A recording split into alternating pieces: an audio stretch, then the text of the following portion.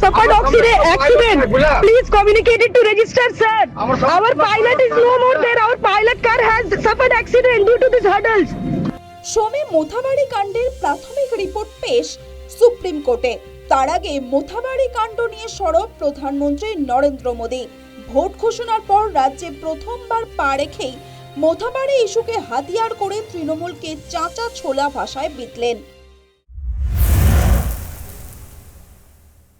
ये निर्मम सरकार अपने आगे किसी संवैधानिक संस्था को कुछ भी नहीं समझती।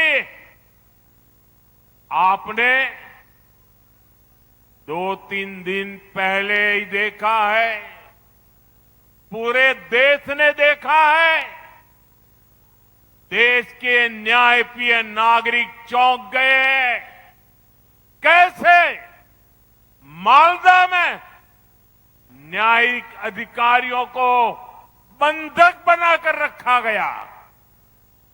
सोचिए, ये कैसी सरकार है, ये कैसी व्यवस्था है जहां जज और संविधान की प्रक्रिया भी सुरक्षित नहीं है,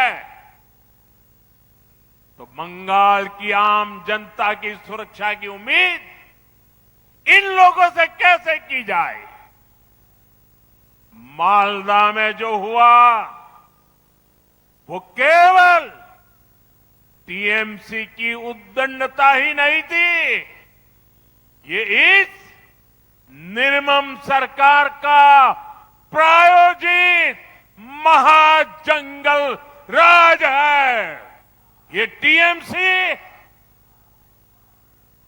जब न्याय का शिकंजा कसता है तो संवैधानिक संस्थाओं का गला घोंटने का काम करती है। और अब तो हालात इतने खराब हो चुके हैं कि देश की सर्वोच्च अदालत सुप्रीम कोर्ट को भी दखल देना पड़ रहा है। নো ভোটার নো ভোট ইস্যুতে গত বুধবার উত্তপ্ত হয়ে উঠেছিল মালদহের মোথাবাড়ি। হামলা হয়েছিল বিচারকদের গাড়িতে, ছোড়া হয় ইট, মারা হয় লাঠির বাড়ি, ভাঙে পাইলট গাড়ির কাঁচও। সেই ঘটনায় সুপ্রিম কোর্টের নির্দেশে তদন্ত শুরু করেছে এনআইএ। সোমবার শীর্ষ আদালতে তদন্তের প্রাথমিক রিপোর্ট দেওয়ার আগে মোথাবাড়ি কাণ্ড নিয়ে প্রধানমন্ত্রীর রবিবারের বক্তব্য তাৎপর্যপূর্ণ। বিজেপি দীর্ঘদিন ধরেই সরব বাংলার আইন শৃঙ্খলা পরিস্থিতি নিয়ে। তার মধ্যে মোথাবাড়িতে বিচারকদের ওপর হামলা রাজ্যের আইন শৃঙ্খলা পরিস্থিতির অবনতিতেই তুলে ধরতে চাইছে বিজেপি। রাজ্যের বিরোধী দলনেতা শুভেন্দু অধিকারীর দেওয়া একাধিক ছবিতে মুখ্যমন্ত্রীর সঙ্গে মোথাবাড়ি কাণ্ডের অন্যতম ধৃত মোফাক্কেরুলকে দেখা গিয়েছে।